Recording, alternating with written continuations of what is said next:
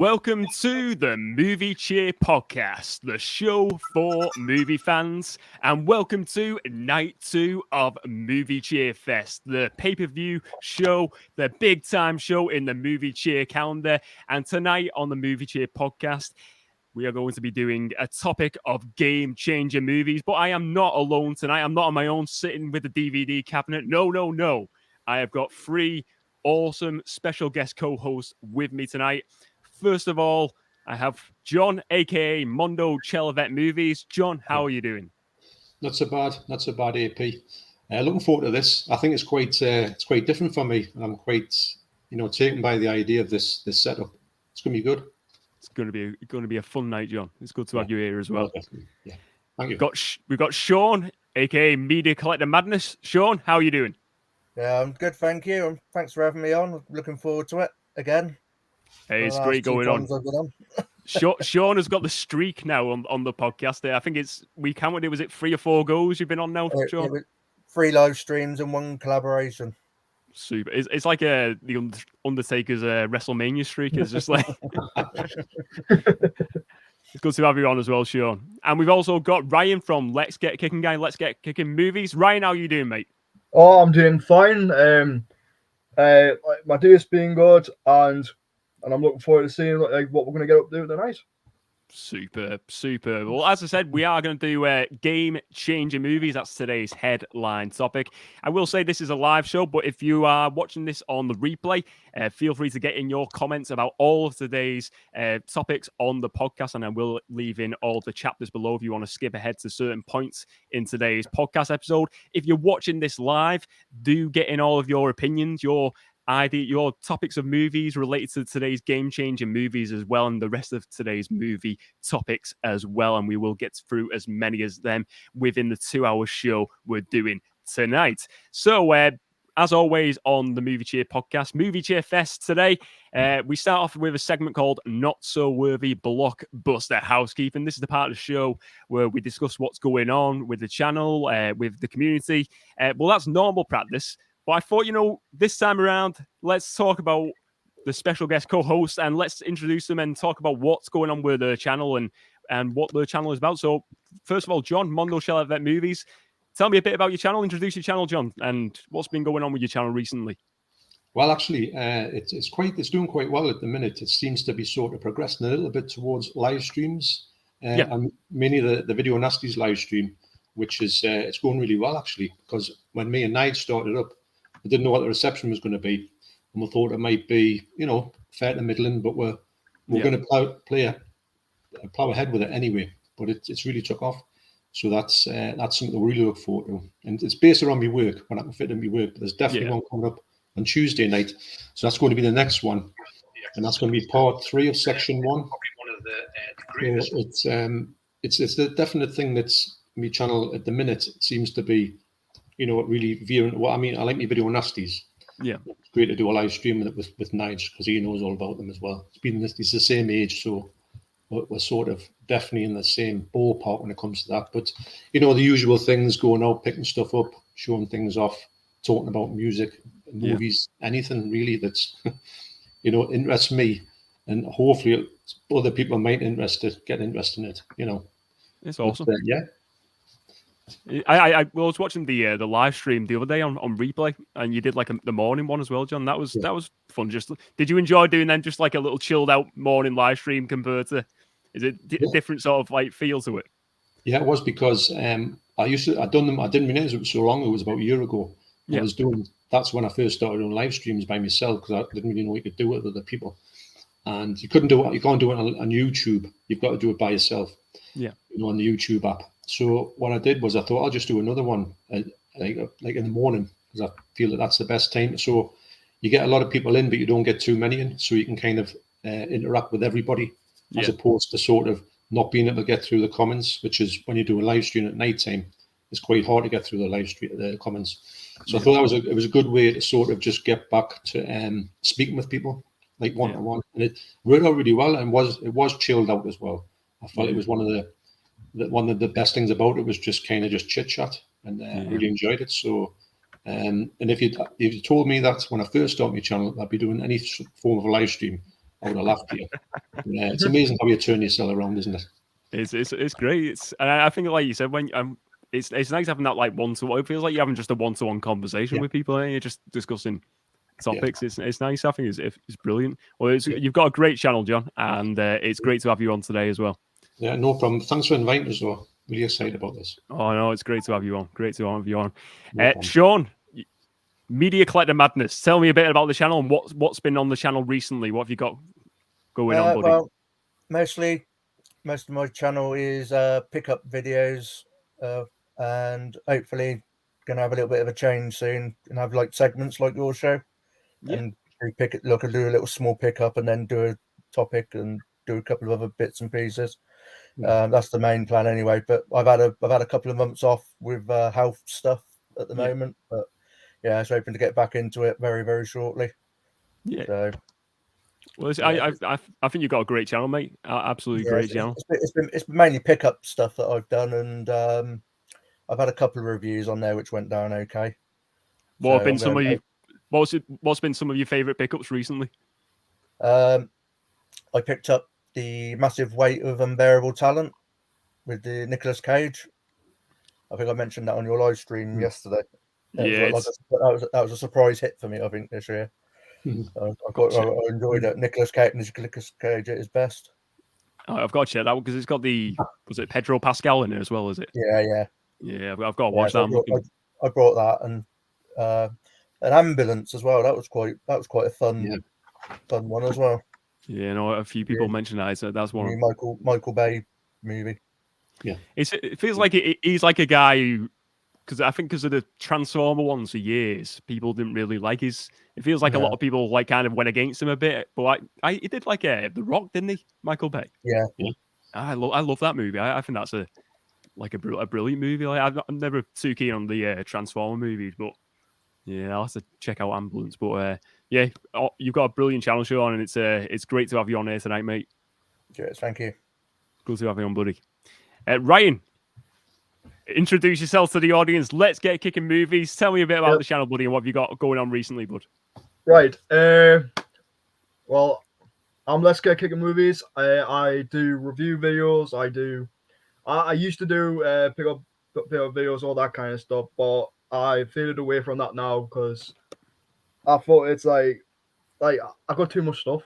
You know, I got stuff to watch that I should be getting watched in reviews for, but I do live streams as well.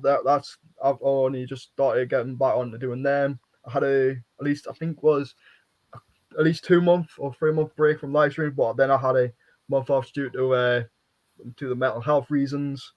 So, and I think the last video I did, like before I went off, like for my break, was the video I did with you, which was the Terminator review.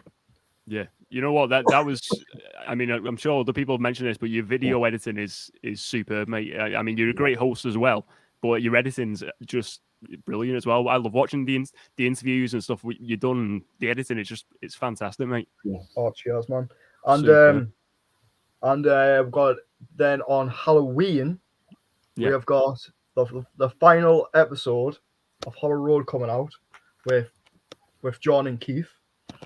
That's it. Up here. So I've just because like the past 2 streams I think I've shown a teaser, right? Okay. Like what's to come, but I should actually upload it to my channel for people to see, just in case they haven't seen the teaser. So that's what I'm going to do. Put it on my Instagram as well.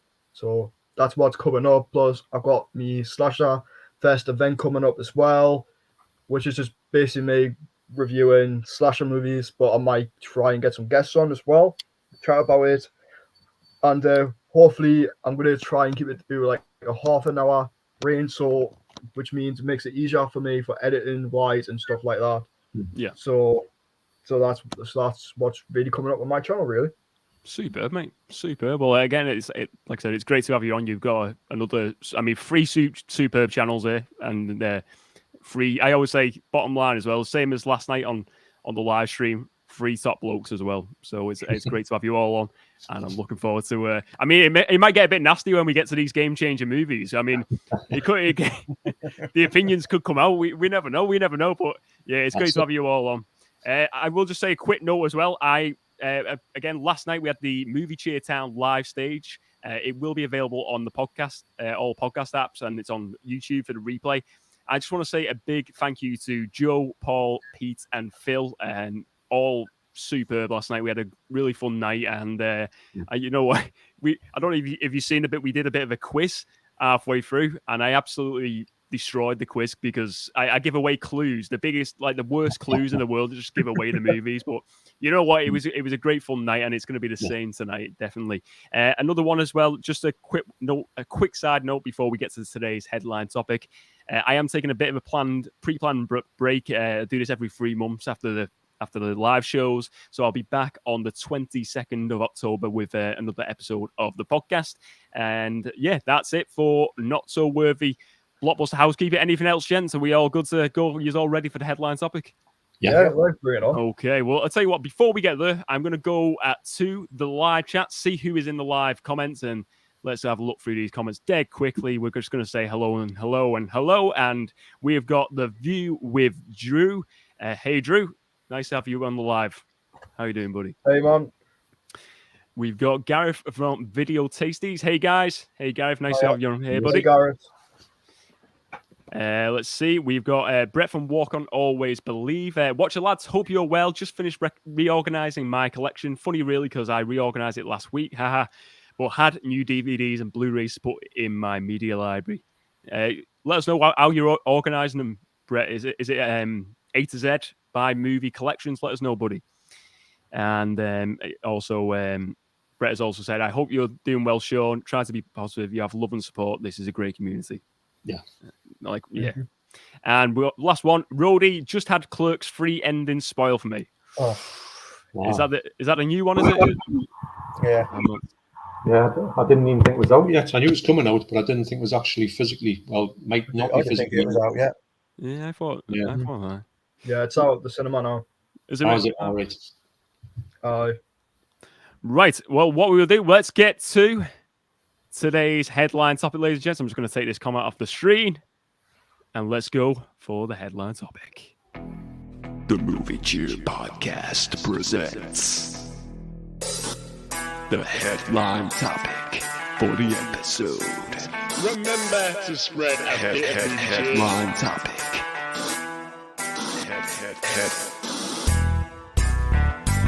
Headline topic. Remember to spread a bit of movie cheer.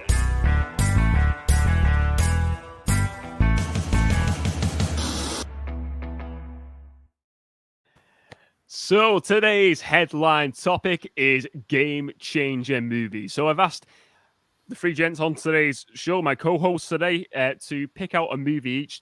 And I've said beforehand, pick a movie that is, for you, that feels like a game-changing movie in cinema. Something that has like changed the game, maybe for a genre, for an actor, or just for movie history in general. And we've all picked out a movie, and I think tonight we all know each other's choices in advance, and they're all very varied choices. I think they're very like a mixed bunch, and I think that's pretty good that we've all got different movies. I was thinking maybe someone's going to have the same movie twice, but we've all got good choice, and I feel like everyone knows the movies as well, so that is pretty good as well. So I am going to start off with John. Mondo Chelloveck Movies. John, tell me what your movie is, and tell me why, for you, it is a game changer. Well, what I've picked tonight is Friday the 13th, the first movie. Now, the reason why I picked it as a game changer is because I think it changed the 80s for me. Not just, it did sort of start a genre off with like slashers, but I think it's changed the whole 80s outlook, because the 70s was very different to the 80s. And I grew up and I kind of half knew the 70s for the Hammer movies. You had sort of more like films like The Omen and stuff like that. Halloween was coming in. It's a bit sort of slashery, but not that much. But as soon as when Friday the 13th came in, although it's not my favourite Friday the 13th movie, it just spawned all of this madness for the 80s.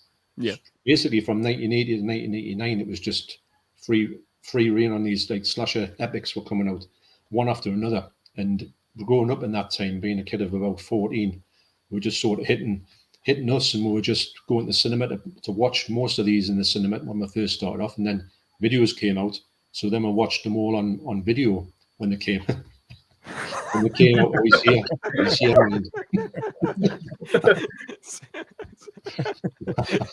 Sorry, John. Nice one. Guest star. But for me, I think that it was the sort of the way it was done, and I've just watched Friday the 13th for about first time of the year. Yeah, and I'm surprised at how much like a good movie it is. The way it's set up, the sort of the surprise element to it. I imagine everybody knows. I'm not going too many spoilers, but it's the way you get all this like red herrings. You know, they think that this person's the killer, that person's the killer. You get all these things where you get all the jump scares, but I think the jump scares were done really better back in the day. Yeah. And now I think that the other ones now is just basically the music goes that loud, you jump at the music, and you're always going to jump at something jumping at the screen. But these were like kind of a little bit not suspecting them as much as you do now. And the fact that it was the best. I feel it was the best time to start watching movies for me, because I grew up on the Hammer stuff and the Universal stuff, so I wasn't prepared for the 80s coming with this whole next level gore and slashes and madness and killers. I think you had the best killers in the 80s, which sounds a bit sick when you talk about like you love the killers of the 80s, but you know what I mean. It's like it feels like it was like the era, the decade of like just iconic, like you said, like especially in horror genre, definitely is. That's it. I don't think it's ever been topped, you see, because when they started off, they run out of steam in the 89, 90, and it didn't really progress from that. So they kind of did it and finished it, for want of a better word.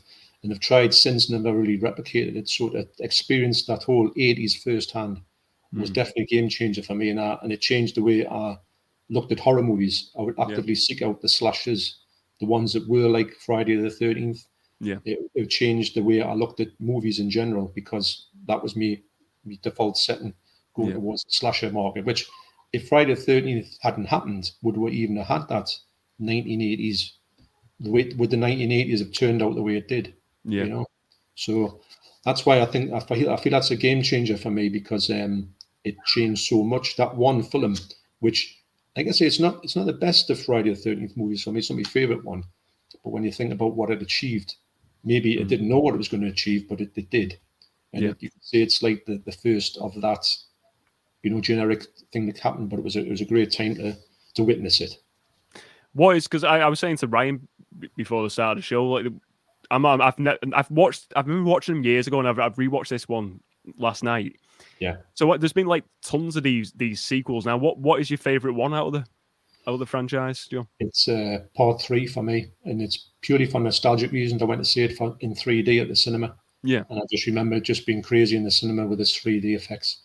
So, and again, I don't think Friday the 13th Part 3 is the best made Friday the 13th. It just has all them 3D gags in it, which I just transported back to the cinema, and just everybody going nuts, because it was just full of kids.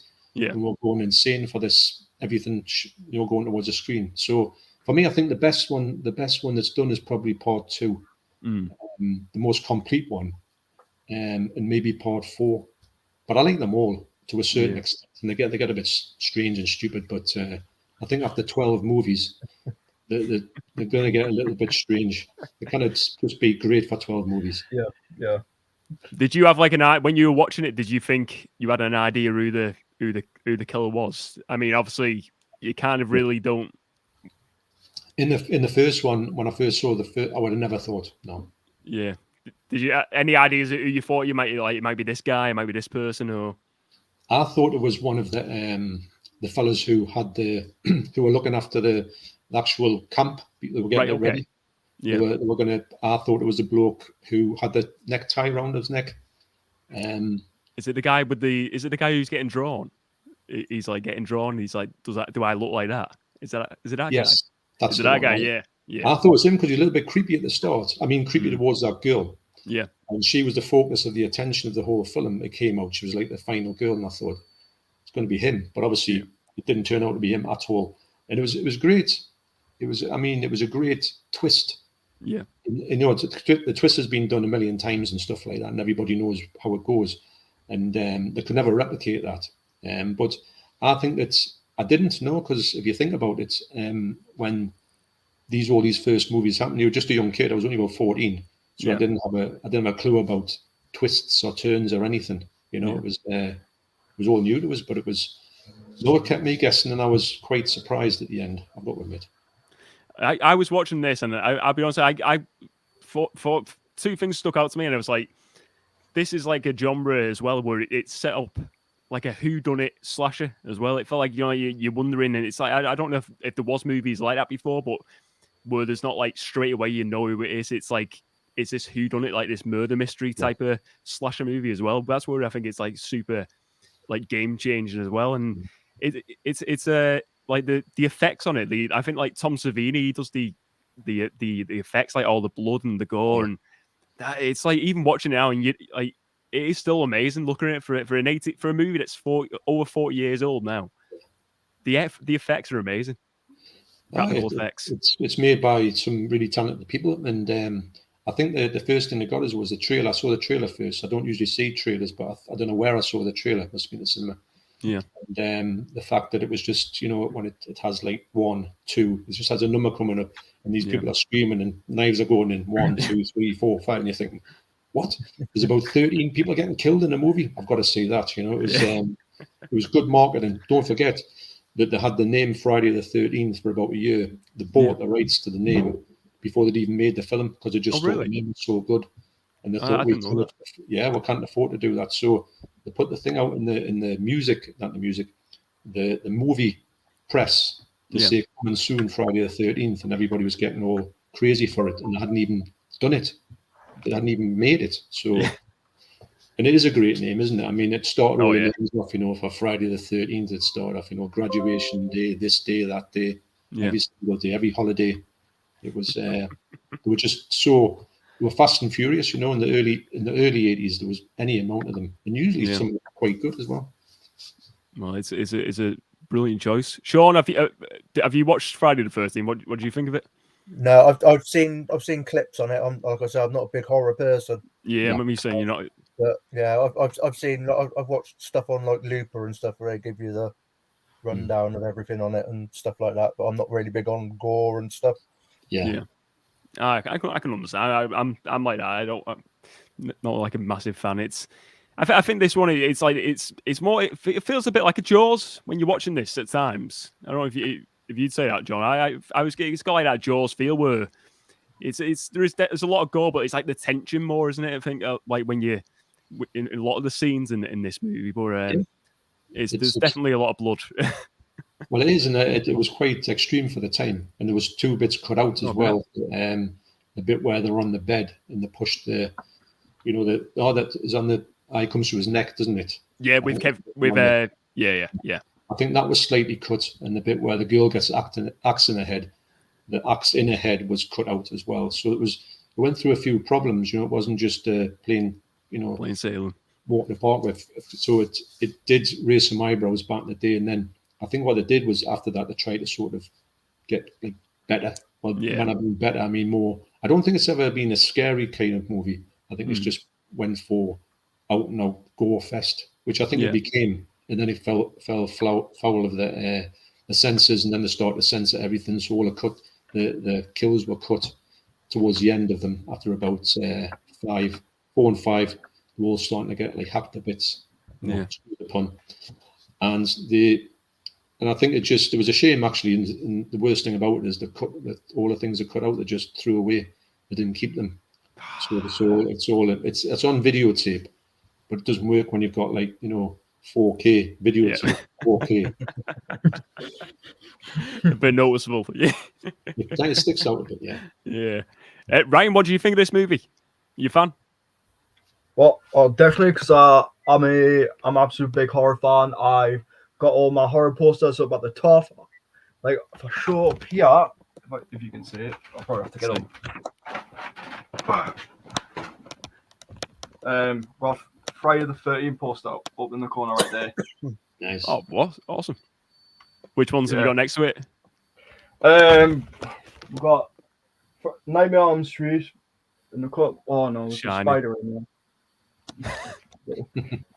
Shining, got Army of Darkness up the top, Psycho, got Hellraiser 3. That was just the post I had to get. Plus, down in the corner, because I'm also a big fan of Halloween, I've got Halloween 3 right there. Super. Oh, yeah. Right. See, Ryan is a horror guy. Ryan likes his horror. We know he likes his horror. So what was your first experience watching this film, Ryan? What did you think of it? Well, first time I saw this film, I was at least, I think I was 11 at the time when I watched this, when I first watched it, because like my first horror movie was The Exorcist, and somehow it didn't even traumatize us. So I watched it at 11 years old online because I was watching, because like back then I was a kid, like I knew my ways to watch them, so sneakily on the internet.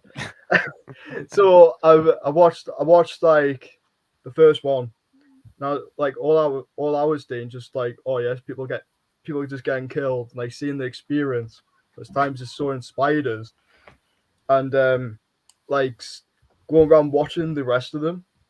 It's like it's just so like how mad it can turn from being this like, I'm going to say like a psychological like thriller or plus slasher movie as well, because that's what you get from that first movie, because no one knows who the killer is. It's like a murder mystery.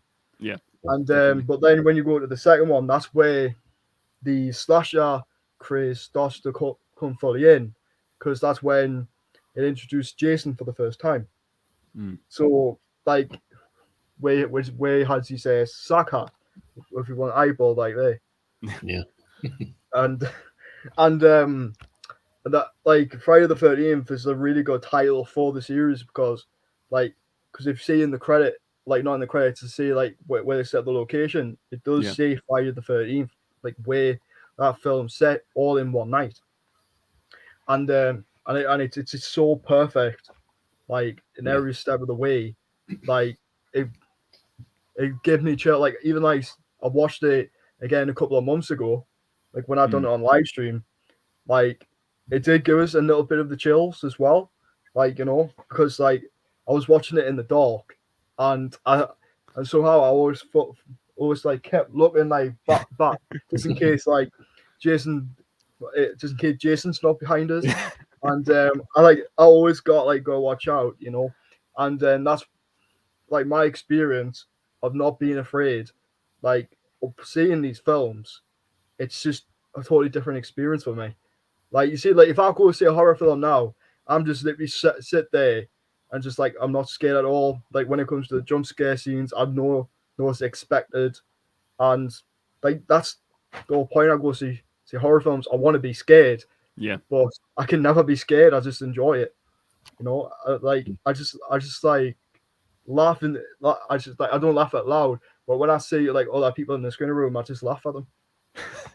It's like you know, and yeah, like that's what my experience of Friday the 13th was. Well, you know, I think it is definitely a game changer movie. Like in regards to horror movies, John, would you say was it stand like what would you say your top 3 horror movies are?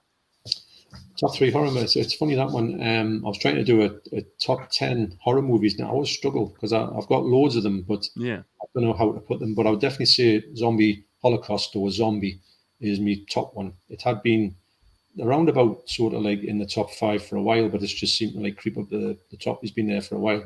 So that one, good zombie film there. I would say Friday the 13th itself is, I would think it's, see, I'm a big fan of Friday the 13th Part 3, but Friday the 13th for me is the best crafted Friday the 13th movie. It's got everything. Even though some people say it's not the goriest one, or the fact that Jason's not really around at that point, you think, well, I can see that if somebody's, I think the worst thing they did was when they put a cover out, the recent cover that they put on the slipcover is with Jason standing in his mask on the cover of Friday the 13th, which shouldn't be there. It shouldn't be that cover. And if people pick it up, they'll be a bit disappointed. Oh yeah.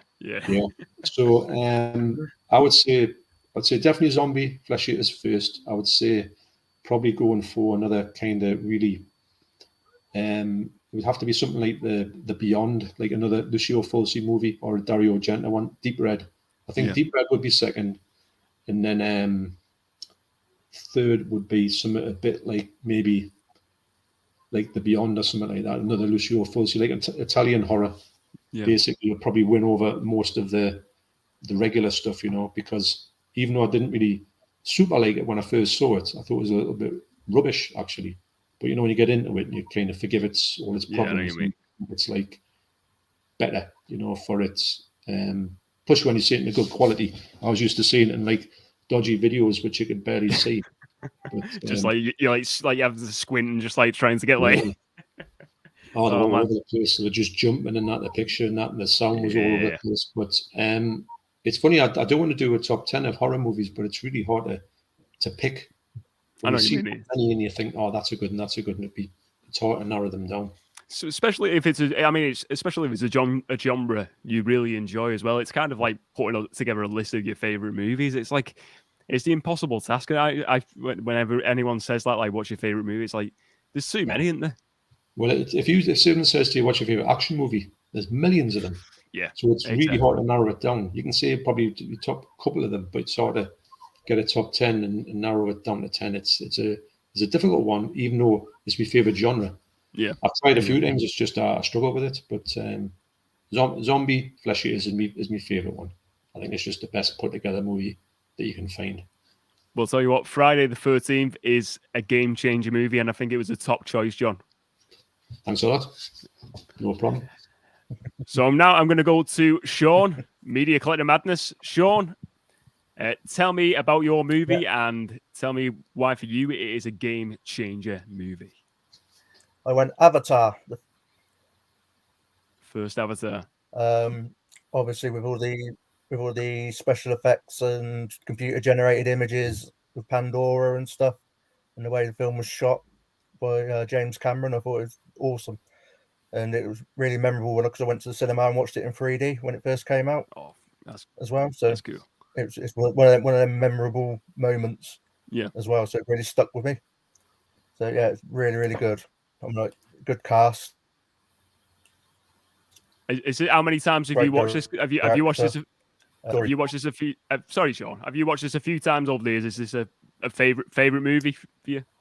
I've watched it a few times. I won't watch it regularly. I watch it like maybe if once every couple of years or so or whatever. Yeah. But with Avatar 2 coming out in December, Way of the Water, I think it's called. Yeah. So looking forward to seeing that. Even though it's been a while since for a sequel, mind you, but yeah, really looking forward to that. But yeah, so you said it. Oh, sorry. No, sorry. Go on, Shaun. Sorry. All right, you carry on. No, you go on. You go with for all it. the computer generations and stuff. I thought, it was really a memorable film to watch. Yeah, I think it's it's definitely like a groundbreaking movie. So I watched this back, and it's like, how long's the edition you've got there? Because I was watching one back, and it was like a 3-hour cut I was watching. Yeah, I think it's free. I think the original version's 3 hours, around 3 hours, and then I think there's an extended cut as well, but I don't think I've seen that one.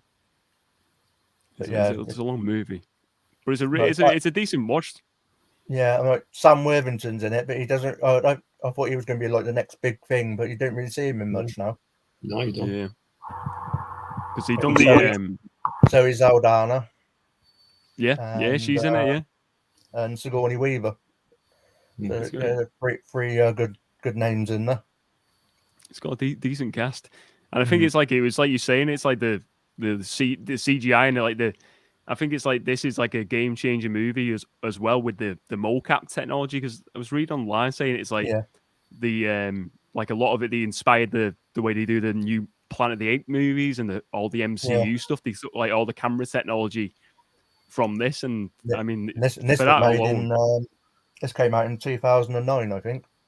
Yeah, around that time. So it just shows the progress that they've made in special effects and CGI and stuff like that. It felt almost like a cartoon than it did a film. Yeah. Were you disappointed like how long it took them to do a sequel? Yeah, because I think originally it was going to be like every 2 or 3 years they were going to do a sequel, Yeah. and then it just never panned out.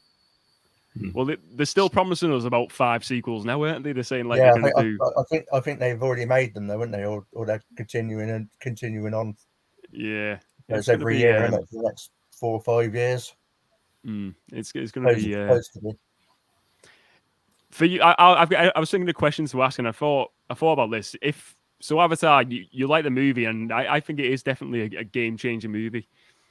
But what I would say is this, right? If this movie was made and they didn't use like the mocap technology, and if instead they use like puppets and sort of like makeup for the creatures for the Navi tribe, so like when they go into this planet Pandora, do you reckon it would have been a game changing movie for you? And do you reckon it would have made the money it made if it was all makeup instead of like CGI effects, if they didn't have the technology?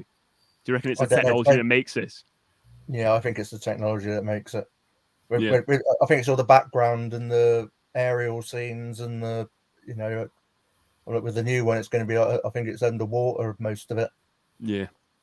And stuff like that. I don't think you could do that with animatronics and stuff like that. I mean, close-up scenes, I suppose you could do some, yeah. You could do, like with Jurassic Park technology and stuff like that.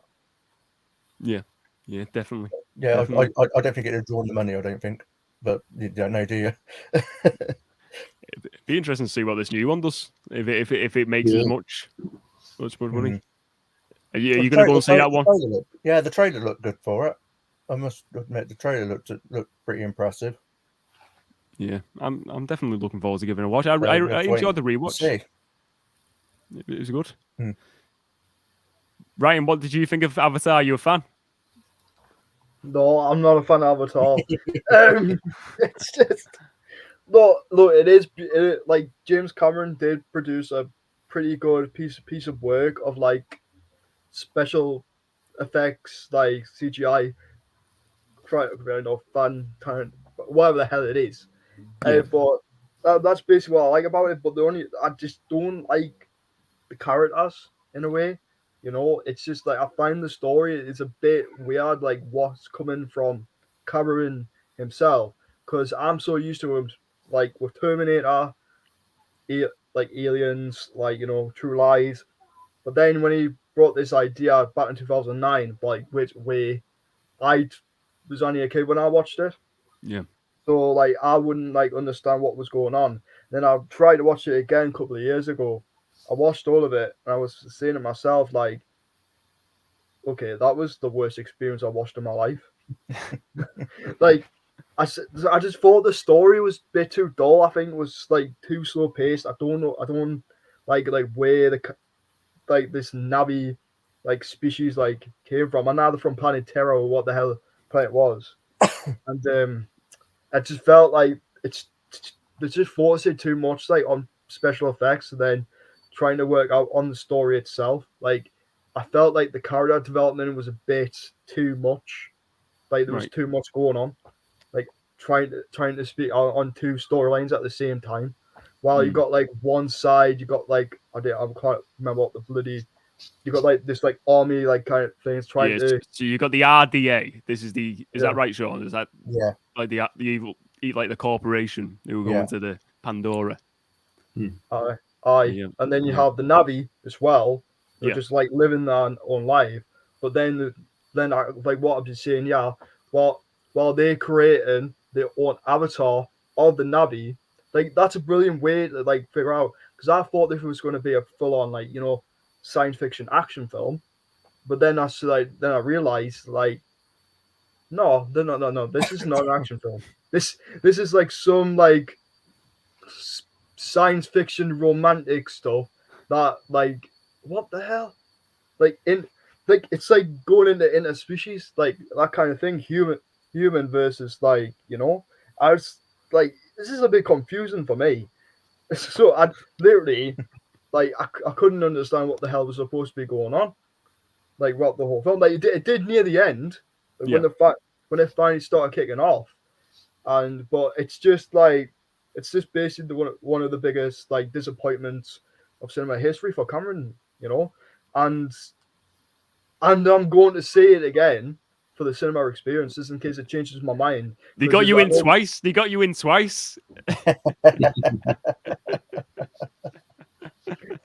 They hooked you in. They put the fishing line out, and they went. Oh no! Yeah, well, yeah. See, let's see. Like, I know the Avatar. They re-released it like yesterday.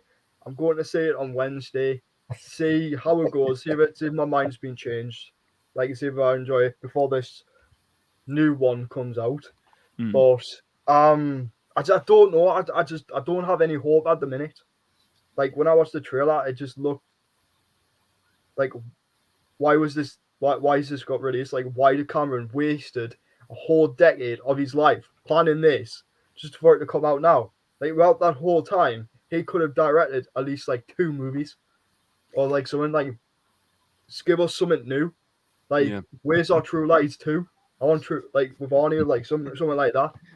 Like, you know, like you could have had like another, like something brand new, like, you know, like True Lies, or like something like The Abyss or something like that. Like that's what he was missing. But this Avatar business, making like multiple sequels, it's just no good. Like, basically, it should have only just like, okay, you got your second one, say how this is planned out before making more, because you don't know if it's gonna get panned or not. That's the whole thing. Because like, it's just a bit of like out of the blue. I know it was coming, right? But I don't know why there's going to be at least like 4 more Avatar movies. Like, I think it's just the money in it. I think it's. I mean, the money it's made. I think it's. There's obviously a huge fan base. There must be a fan base, because I mean, I wouldn't say like I'm a big supporter of the movie. I've only watched it twice, to be fair. Or maybe 2 or 3 times. But I think it's just that the money, and there's definitely they keep releasing it, don't they, at the cinema quite often. Yeah, there's definitely it's made over $1 billion, isn't it? It's made over $1 billion. Yeah, I do agree. I agree though, Ryan. I think it's definitely a movie that is definitely like divisive. I think some people love it, and I think it's like a Marmite movie. It's even though it's made so much movie, I think so much money. I think a lot of people either like dislike it or they love it. I think there's no in between. It feels sometimes with this movie when you mention this to people. Are you going to see when you're seeing the re-release, Ryan? I'm going to see it at a viewing gated, because it's like, because I don't want to see it in 3D, because I don't want to spend at least 10 quid to go see a film that came out years ago. So like that's even though I was a bit disappointed. I was supposed to go see Jaws the other day, but I had to sit around wait for a parcel, so I couldn't go. So I was a bit like, teed off. So now I have to go see Avatar again, because it's the only thing what's on, you know. Because like, I'm going to say it only cost us $5, and I found out it's only the theatrical release, which I'm happy about. It's only 2 hours and 50 odd minutes. Well, like, you might enjoy it on the re-release. John, what do you think of this movie? I quite like Avatar, if I'm honest. You like it? We saw it at the cinema.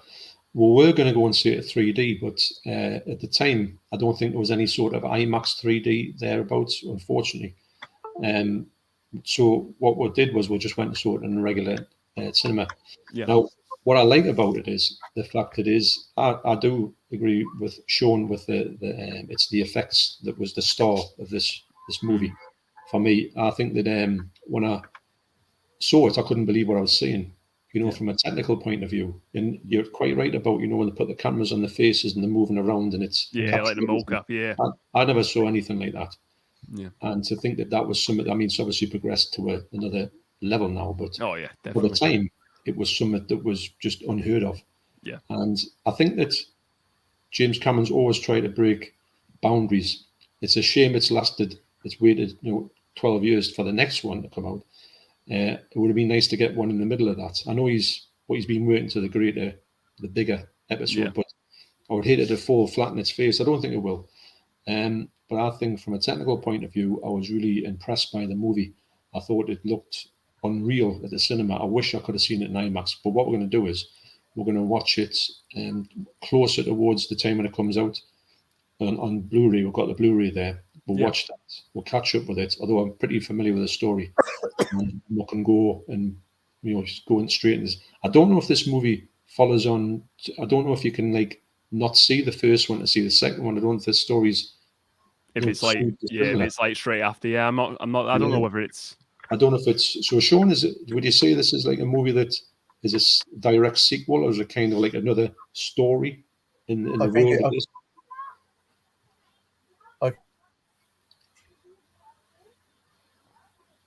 I think it's a direct sequel. I think characters in. So you think there's like characters returning in that one? Yeah. All right. Yeah. Okay. Because I didn't know how it stood in the I know it's like a water world type adventure. This one, but I'm interested. I mean, the things I've seen on when I watch it, I don't know if I see it in 3D. I've never seen a 3D IMAX, but we will go. I see it in 3D. It was awesome. Yeah, I've heard loads of people when it came out. I mean, that was the thing that everyone said to each other. Have you seen Avatar in 3D and IMAX? That was the first thing that people would say in the street nearly. Yeah. You had to see this movie in that thing. We didn't. If I can, I'll definitely see it in IMAX. But if I can see it 3D IMAX, then I will. We don't really go to too many 3D like these showings because I've got to wear my glasses and put the glasses on. Yeah, that's me as well. So yeah, but 3 hours plus. Johnny Two Shades. Honestly, I'm sitting there and I'm always taking my glasses off my moon and like that, and you've got an itchy eye and that. Wow. But no, I think that special effects wise, I would say it's more.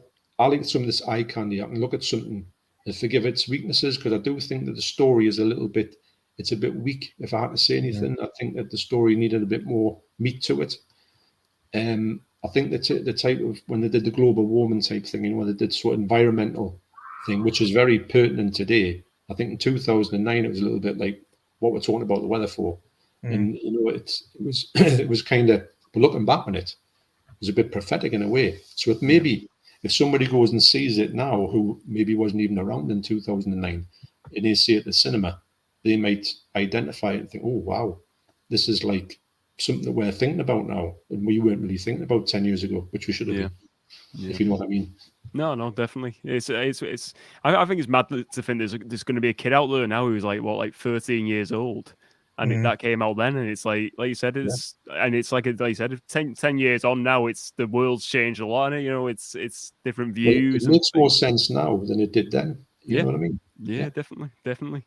Are you going to see you say you're seeing a re-release, John? Yeah, we're going to go and see it. We're talking the other day to see whether we'll go and see it. We're definitely going to watch the first one again just to brush up on it, and we'll decide whether or not we're going to see it in IMAX or not. My son, who never wants to go and see a movie until you've asked him, say, do you want to go and see it now? And then when it comes out, I want to go and see that. So I would imagine, well, I don't know, he might want to go and see it. So he's welcome to come along as well. But that's going to be an expensive trip. 3D IMAX. That'll clean us out. Oh yeah. Are you going to see? Are you going to see the re-release or no? Depends on cash flow because I'm off work at the moment, so it's a bit tight at the moment. But I've got the Blu-ray and stuff. I can watch if I want to rewatch it before the new one comes out. Well, I think it's two top choices, two game-changing movies. Certainly, I think definitely with the game-changer movie, just in regards to technology as well, it just changed technology for movies, and I think we wouldn't see a lot of the movies we see now without this movie. So that is definitely a game-changer. So top choice, Shaun. Now we're going to go to Ryan. Ryan, what is your game-changer movie, and why is it a game-changer movie for you? The reason why this movie, which I'm going to talk about now, is going to be The Lord of the Rings. I'm going to be talking about the Fellowship of the Ring, just to make it easier for everyone, because like there's 3 movies in the franchise. The reason why I like the Fellowship of the Ring, because it's a perfect start, like introducing like brand new characters on the big screen for the very first time, like introducing like hobbits, like the race of men, the elves, dwarfs. Then you got the orcs, like Sauron, all that kind of stuff. And and just seeing like this journey, like all about like this like one ring, like basically like causes a whole load of chaos in the whole universe of Middle Earth, and it's just so great for me. Like the first time I saw this was my dad showed us the movie when I was like, I think I was at least like 6 or 7, like when I watched it, because like say, when it came out I was only at least like 3 years old. So I watched this, and I really absolutely related to like some of the characters in a way. I think with me, I probably like relate like so much to like Samwise Gamgee in a way, okay. because like the reason for that is because like I just love that he's always there for people. You know, he's always there for Frodo. And I've always been there for like with other people as well. But like, I think the best thing is he has such of a serious side to him, which I do have as well, with certain like topics and stuff like that. And he's like inspired me to be that person like today, and that's what I felt really good about myself. And then seeing like all these like different storylines as well, it's just so amazing, and it just fits so well. Like even though they can go on for too long, like if you're watching the extended cuts, like the 3 hours up to 4 hours long, but I've got to tell you something, you just like those 3 hours never get boring, because like there's always something going on to keep you intact. And I've got to say it, like it is a change for Peter Jackson as well, because like he started off like doing like goofy like horror movies, like even done like like Brain Dead, Frighteners, Meet the Feebles, like Bad Taste as well. And it's a big change for him, like going into this universe, like something that nobody's seen before, unless you read the books, like the original or the Rings book or the Hobbit. And it really changed his career. Like it changed his life. Like, but like and that's why I enjoyed it, because he's done something different. He enjoyed making that trilogy back in the. He started off filming in the late 90s, but seeing it like now, it's just so unbelievable, and it's still a good watch to this day. Yeah, I think it's just like I think for me, I think definitely a game changing movie. I think for the visuals, just like the sets of this movie were always just amazing to look at. I mean, where the hobbits live, for one, that's just like they made an actual whole set, didn't they, in New Zealand, and it looks amazing to look at. But I think like the set of like Rivendell, it was like that was a physical set as well, and the makeup of like the orcs and stuff like that is all the practical effects. It's like, especially when you compare it to the Hobbit movies that came out like 10 years later or something. It felt like it was rushed, and there wasn't as much Kern. There was more computer generated stuff, and it didn't have as much of a natural feel, practical feel. And I think it sort of like give it a bit of a negative for them movies. But the practical effects I think are amazing in this. And are you a fan of the books, Ryan, or is it just the movies for you? The movies, like I don't like reading. It's just like if I got around reading the book, right? If I read at least like the first like couple of pages, I literally just like get bored and end up falling asleep. Like that's me. But it's fine. Look, it's totally different. If I have a graphic novel in front of us, I'm interested, because it's like I'm looking at pictures and speech bubbles. Yeah. You know, it's like that's what I'm mostly interested in. But if I just like read like a book with a load of pages on, like trying to visualize like the characters and that, it's so hard. I'm so used to like seeing the movies. I'm the same. I really am. I'm awful. I can't read books, to be honest. I listen to like the audiobooks, and I listened to the audiobook of Lord of the Rings, the first one, and it's I mean, it's like a 20-30 hour listen, but just like listen to that, but they just nailed it on screen. Peter Jackson, he had a vision, and he obviously was a huge fan of the book. And I think as books go as well, it's definitely one of like you look at the Harry Potter books, they're great adaptions and they're like really adored by the fans. And I think this one is like it feels like they've made a great adaptation of the Lord of the Rings, the books here. Shaun, are you a fan of Fellowship of the Ring? Yeah, I'm a fan of all three. But yeah, I see them when they were released at the cinema. At the cinema, It was really, yeah. So every year, over Christmas, went to the cinema to watch them. it was really good trilogy. One of my favourite trilogies, I think, especially the first one. What stands out to you? Is it? Would you say the visuals or the story? What stands out to you with the? I think both really. I think where it's set in New Zealand, it looks really the visuals look stunning. Yeah, with the ice-capped mountains and stuff like that, and it feels big as well. Yeah, definitely feels like a large scale movie. Was this a 3D movie? Was it, or was it just was it 2D? No, it's just a standard movie. Standard 2D. It's again like 2001. This came out, and it's you think like the movies that came out around that time. You like the Harry Potter movies, these Lord of the Rings, and you think just like I don't feel like we've had big franchises like that since then. I think it was like Star Wars before that, and then like Lord of the Rings and Harry Potter. I don't think there's been many. It's more like TV shows now, with your Game of Thrones and stuff, where the big franchises have come out. It's a fantastic movie. Have you got a favorite moment in the movie, Shaun?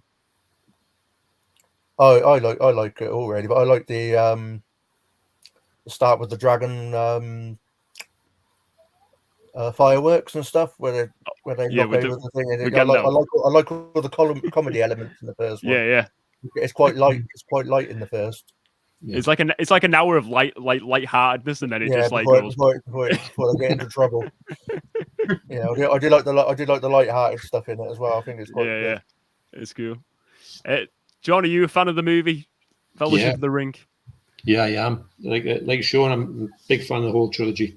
And like I was interested when you talked about The Hobbit.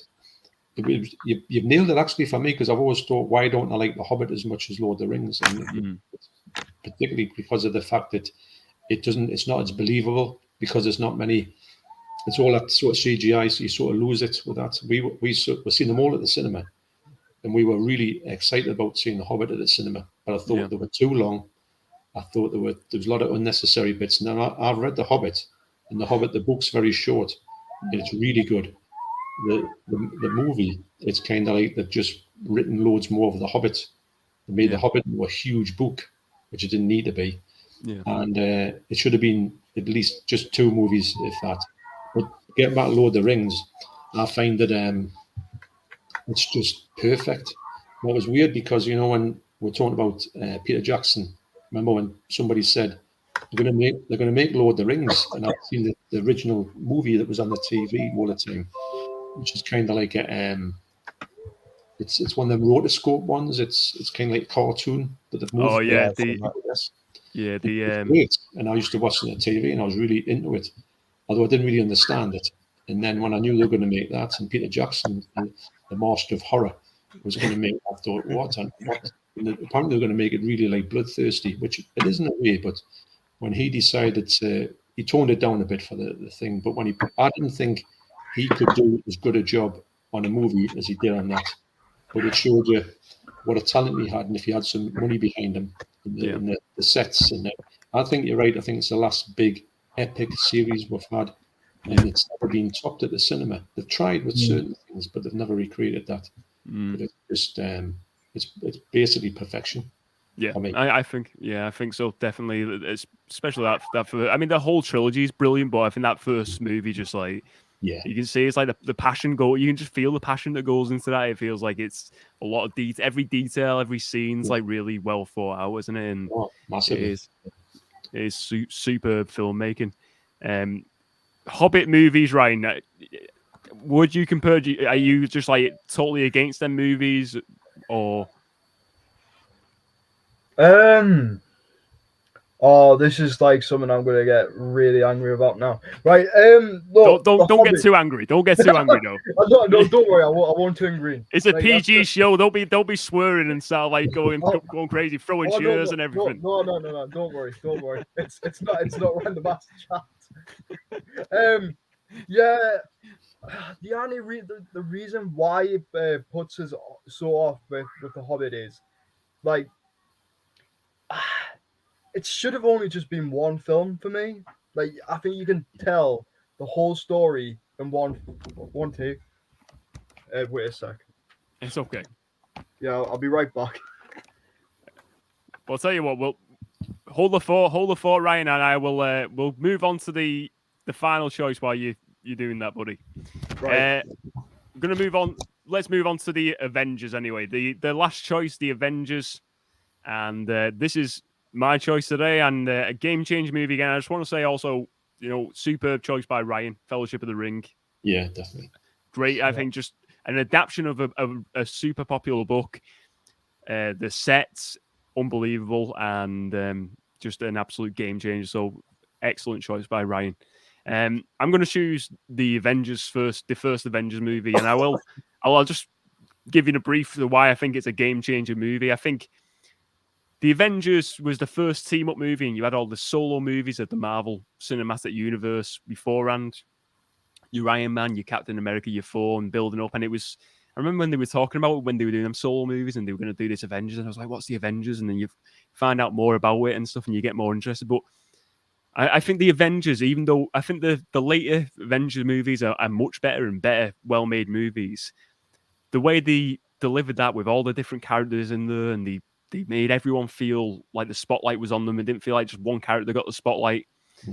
And I just think the fact that they built up to this huge team-up movie, and then they've built this multiverse and this absolute huge cinematic universe, and it's all built upon the success of this Avengers movie, really. And I think you don't really see, DC have tried doing it with the Justice League, and now they're kind of like getting to grips with things now with the DC stuff, but still they're playing like second fiddle, they're playing catch up with Marvel. And I think the fact that that first Avengers movie for me was amazing. I loved it when I watched it at cinema. I thought it was just like big time blockbuster, what I've not seen in a while, really. And it was fascinating to see all these superhero characters come on the big screen. I absolutely loved it, and that's why for me it was a game changing movie. But I want to go to all you guys and get your thoughts, and I'm going to go back to Ryan. Ryan, what do you think of the Avengers? Are you a fan of the movie? What do you think of it? Right. I'm a big, massive Marvel geek, so it's like because I've got like so many Marvel pops, like looking at it right now. I love Avengers. I think it's a really good start, bringing the team together for the very first time. Look, they're all going to hate each other at first, which is basically what it is in this first one. But everyone has to come together like near the end to stop Loki from destroying like the whole of New York and everywhere. And it was just such like a brilliant film in my eyes. It was like the only reason what puts us off about it was Joss Whedon. Yeah. Like that's the only thing about it. Like, but I kind of really look. He brought a really good film. He brought something to life that everybody wouldn't thought would have worked, but it just did. Like the CGI on the whole was really good. Like we got Mark Ruffalo. He did a really good job as the Hulk. Yeah. And I just like this like movie had so much like potential. Like even though it did have a license issue for the title in the UK, like the Avengers, the TV show, yeah, that's why they call it Avengers Assemble. That's why, and that's the only shame. Like, oh look, you did have a film, right? That came out like years ago, back to the 2000s. Then you had the 60s show as well, right?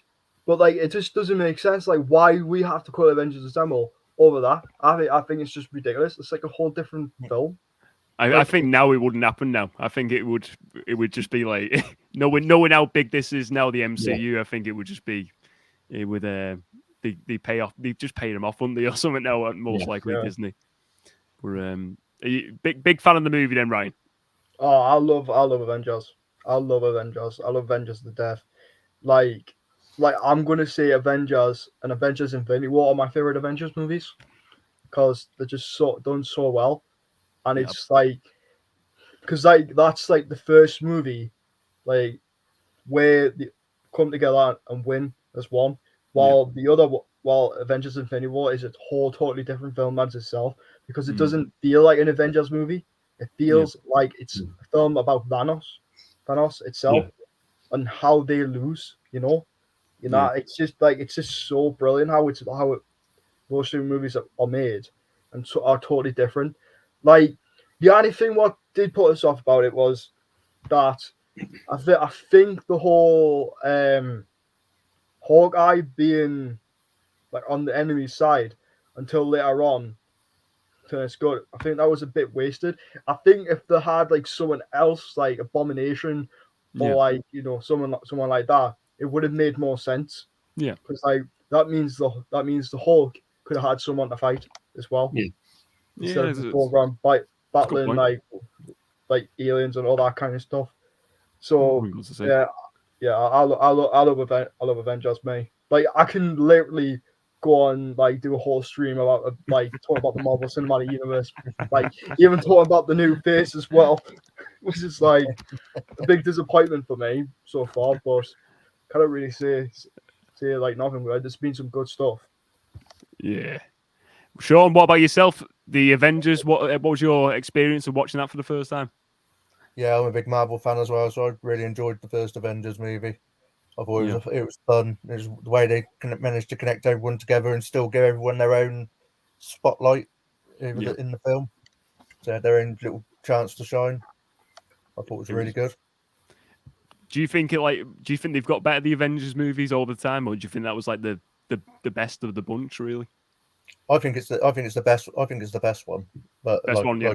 like Ryan said, the Infinity War was pretty good as well. Yeah. So they all feel. I think they all got their own different feels as well. But all of them they kind of given a different sort of like theme and variations, and I think with the different villains as well. They've really. I think it was just right with the tight length of the film and how they all fit together. Like Ryan said, they argue in that at first and fight each other, and then come together at the end. I think that Battle of New York section was really good. Oh, I love my favorite. Especially when they come together the first time, you get out the Avengers music kicking. You get the circle where they circle around all the characters and yeah, exactly that pan around. I love that. Yeah, epic music. Absolutely brilliant. John, what about yourself? Are you a fan of the Avengers, the first movie? Yes, I am. Yes, it was one of the first ones that we sort of took notice of. We watched a lot of the Marvel ones, but for as many as we watched, as many we didn't watch. Like Thor, we didn't see any of the Thor movies. Well, my son didn't like the Thor character on the original movies. Yeah. So when we went into it, and I've read Avengers comics before, and I've enjoyed them, and I could always think to myself before, how on earth could I get all these people together? Yeah. But looking back on it, when you realise that they've spent, I think they've done the perfect thing with these from Iron Man, which was really seemed like the wrong pick to do for the first Marvel movie. I thought this is going to bomb because nobody really knew about Iron Man, but it didn't, of course. And it progressed from there. So we kind of went in and out of it. But when we knew that was coming out, and I knew they were going to so I didn't really know all the characters' backstories. But when I watched the movie, I felt as if I knew them. They explained everybody on them. It wasn't if they just like stuck people in and you thought, who's this? Who's that? What are they about? I know Thor's changed a little bit, which I'm quite all for. But I just think that coming from the comics point of view, I like the comics and I love the film. So it could have been the other way. I could have thought, well, it's not as good as the comics, or they've dropped it. But they haven't. To be honest, for the first, until like the end game, I think they've done everything right. I do like the recent phase. I think it's all good. Yeah. I've liked all the movies that I've seen, apart from Eternals. I wasn't too keen on that one. Yeah, I feel about that. Yeah, I kind of thought, what's the point? But all the other ones, Shang-Chi, I thought was amazing. So that was awesome. And we sort of look at it as like a family event for us because we're all into it. Yeah. And even though my son's 26 now and he always says he's not that bothered about stuff, he's making a Batman Lego thing with his Batman Lego thing all over the place. So he's far from being a kid. All right. So he doesn't reckon he is. So we've got this infinity with Marvel. It's nice. Yeah, and it's something that we know that he never come to cinema with us, but he would always go and see a Marvel film with us. It's like going back to the old days when he was a little kid, when he was going crazy to see. I mean, when he used to go into the cinema to see things like Avengers Assemble, he was like in his element. I mean, I was in a way, but I was trying to keep it. I was being cool.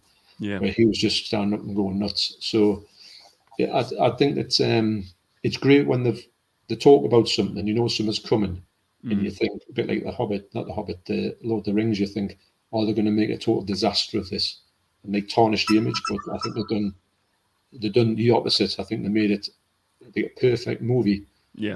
It was a good springboard, you know. Although I haven't seen Age of Ultron, actually, believe it or not, we need to. Have you not seen that one? No. No, we haven't, and I keep going to say we need to say that. But what we'll probably do is we'll probably watch Avengers Assemble again. Yeah. Because we start about going back to the original and starting all the way from Iron Man, but we'll never do. Yeah. So I think we'll start from Avengers Assemble and go forward and go on, because we love them and went to see them in the picture. But so Endgame and also Infinity Wars at the cinema. But when we went to see Endgame, I don't know if you were the same when you went to the cinema. You could hear a pin drop in that movie. Oh, on yes. a certain scene with man. Iron Man. Yes. It was just silence, and it was like, wow. So they're quite heavy in their own way, if you know. So I think you were right when you said it's like an ensemble piece where you just get these people. When you see all of them people on the same screen at the same time, it's a bit of a rush, I think. Yeah, I definitely agree. I mean, especially by, like you say, you get them coming together moments, but they set all the characters up with like their individual stories in between, and like I said, all the characters get the spotlight. But like you said, when they come together, then it just, like you said, you get them big feeling moments, don't you? And especially with Endgame, like you said, the cinema was just like, wow. I mean, you don't fart in the cinema at that point because it wouldn't have been great. It wouldn't have went down well. But it was, honestly, it felt like you could feel like the emotion, couldn't you, in the cinema? It was like there was a looking around. It's like, well, it's like someone's. It was quite eerie in its own fashion, because I mean, I don't think I've ever been to a cinema where it's been on the brink of somebody getting emotional, like the whole cinema getting emotional. But that one was one where you think you're looking around and you're seeing people. They weren't necessarily crying. Yeah. But funny enough, the one that everyone cried in the cinema, not myself really, but there was people wailing, was King Kong. You know, the end of King Kong, the Peter Jackson. Funny enough, Peter Jackson's King Kong. Yeah. There was girls screaming, crying next to us, and I'm sitting looking at my wife and thinking, you know, it is like emotional, but I wouldn't go that far. But that's the most emotion I've seen from a group in a cinema. Definitely. No, I think it did change it. I think it set the bar. It set the bar to say, beat this. And you're right about DC. They haven't come close yet. No, I don't see it. I don't see them. It's good. But I just want to say, I mean, 3 top choices, guys. All game-changing movies. And in the comments, let me know your thoughts on these movies, game-changing movies, and let me know some of your personal game-changing movies as well.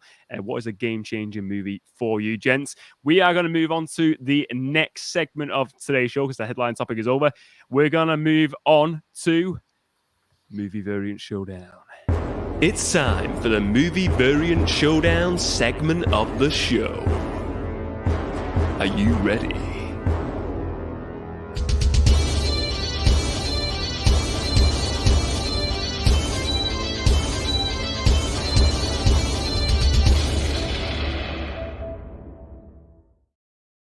Movie Variant Showdown. Each and every week, I choose a different representative of a movie property, whether it be a case cover, a movie poster, or a movie itself, and I put it up against other variants, other representatives of that movie property. And today on Movie Variant Showdown, I'm thankful I've got three guys with me to help me decide on the winner of today's Movie Variant Showdown. So we're going to look at case covers today. And I've briefly shown the gents beforehand, but kind of going into this dark. So we've got 3 case covers, and it's for the Running Man. So the Running Man is celebrating, I think it's 35th year this year, and they've got a 4K release coming out in November. The first time it's on 4K. So I've got 2 Blu-ray covers. So I've got the standard Blu-ray, the Steelbook Blu-ray that came out in 2020, and we're going to have a look at the 4K as well that's coming out, the case cover, and we're going to decide between ourselves which one we think is the best, gents. So first of all, let's go to the standard Blu-ray, and this is also the cover for the DVD as well. This is a copy I have, and I think that most people would know this cover here. There we go. So we've got Arnold on the Running Man poster. I was just going to say, have you all watched this movie? Yes. Yes. Yeah, I did a review of it. Yeah. Do you like the movie, Ryan? You a fan? Oh, I love it, man. I love it. There's so many brilliant catchphrases in this film. I tell you, it's just like I think my favorite catchphrase out of the whole film, like what Arnie says, is like when he like gets in a fight with like I think it was Sub-Zero, like later on in the film, and that famous catchphrase I just absolutely love was, "Now you are Sub-Zero, now you are playing Zero." You know, like that is just like so well for me, you know. Then you always see how that iconic catchphrase "I'll be back" every single film. I'll be back. Yeah, it's always there. Like with this, like I grew up with Arnie, you know. Like I watched like Predator, like all this kind of like stuff when I was like at least 5 years old, because I grew up watching him. But he's always been there for me. So like you know, and then when I saw this film for the first time, when I saw this cover, and I was wondering, this cover's a bit rubbish. In a way, it's just his head with like, it's just like some weird like colored red. Right. Like that's basically what it is. That's like, okay, that's a bit wasted for me. Like, well, like you said, you've got here on the, so John, Shaun, are you fans of the movie as well? You like the movie? Yeah, I like it. It's been a while since I've seen it though, but yeah, I do like it. You like it as well, John? Yeah, I do. It's the first film that me and Deborah went to see together. Fantastic. Way back when it first came out, and it was on my first date, and went to the town, and I says we'll go to the cinema, and then of course you get a bit nervous on your first date, so I downed 5 pints, which is a lot for me, and I spent it's a running joke that I spent the rest of the night running to the toilet, the running man. So that was my nickname for a little bit. So that was quite ironic, wasn't it? And but since then, we obviously got it on DVD and VHS would have been at the time, and just think it's a great movie. And it's that's when like Arnold was at his peak. It was nothing he could do was wrong. You just were dying for the next. It was great to know there was an Arnie movie on. So it says, let's go and see the latest Arnie movie. Didn't know anything about it, but knew it was going to be something we'd have liked. So Ryan, you were saying you weren't super keen on this cover. So you say explain. So we got the front cover here, and we got Arnold on the front cover, and then we got kind of like a color scheme of like black at the top down to like a red, like a gradient, sort of like fade. Are you just not a fan of just the Arnold face? What would you like to have seen different on this one? Well, for this one, I would love to see like so it's like if it had like I'm gonna say like what you see from the Avengers, like seeing like the different kind of characters who are in the actual film, like it would have looked so cool. Like seeing like the game show host as well, who's like I think is the main villain of the show, movie, and it would have looked so bad. But plus, it's a fabulous release, which was like a bit of a turn off for me, because like I had a copy of like Twins, and they transfer on it. It's just terrible, and there's just like I think they should have used like a different type of artwork. For it. Like, but then I see this. And it was just like I'm just so disappointed on it. It's just like it's not even on the original poster art. The original poster art is really interesting, which I like. Yeah. But this is just a head, someone running in the background, and then just different types of color bits of red, and he looks like he's just had a workout. I you know what you just pointed out. I honestly never noticed that Arnold is running in the background. I didn't even notice that. That's well spotted, that, right? I didn't see that, mate. Shaun, what do you think of this cover? Do you like this cover? I like the color. I like the colors on it. I like the redness on it. Yeah, I'd like to see like a full picture of Arnie in his suit, and then different characters in the side or something, or like a small version of Arnie on the front. Yeah. What do you think about the text? Do you reckon the text of the font, do you reckon it's a bold enough font for this movie, or do you reckon it should be a bit more like like charismatic, a bit more brighter, the fonts? Yeah, a bit more brighter, I think. It looks a bit boring, doesn't it? Yeah. And what about yourself? What about yourself, John? Do you like this case cover? Well, funny enough, I agree with what's been said here. I do think that the text is a bit.